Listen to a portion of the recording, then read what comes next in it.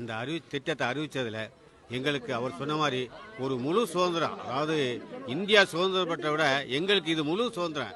அவ்வளவு கஷ்டத்துல மன உளைச்சலோட நாங்கள் வாழ்ந்துக்கிட்டு இருந்தோம். என்னடா போறது, எங்கடா போறது. அவர் சொன்னார், இப்ப நம்ம அகதிகளா போறோம்னா அகதிகள்லையும் எப்படி அகதிகள் நாடு கடத்தப்பட்ட அகதி மாதிரி கூட ஆயிடலாம். அப்படி ஒரு நிலைமையில் நாங்கள் வாழ்ந்துக்கிட்டு இருந்தோம். ஆமாம், உண்மையிலே அந்த மாதிரி இதுகளில் நாங்கள் வாழ்ந்துக்கிட்டோம். எப்படி அறிவிக்க போறாங்கன்னு தெரியாமல் இருந்தோம். ஜங்ஷன் திட்டம் வந்து எங்களை எப்படி கொண்டு வராங்க, எப்படி அறிவிக்க முடியாது வாழ்ந்துட்டு இருந்தார். ஆனால் இறைவனுடைய உதவியை கொண்டு அல்லாஹ்தால அந்த எல்லா கட்சி பிரமுகர்களும் வந்து இங்க வந்து கட்சி பாகுபாடு என்று எங்களுக்காக குரலிட்டு எங்களுக்காக நாங்க முன்னின்று நடந்து ஈடுபடுவோம் அப்படின்னு சொல்லி எல்லாருமே வந்து எங்களுக்கு வாக்குறுதி அளிச்சுட்டு போனாங்க. அதில் அண்ணாமலை அவர்கள் வந்தாங்க, வந்து மக்களுக்கு ஒரு உறுதி கொடுத்தாரு. எப்படி நான் அந்த டங்ஷன் திட்டத்தை வரமுடாம நாங்கள் ரத்து செய்யறதுக்கு முயற்சி பண்ணின்னு சொல்லிட்டு போனாங்க.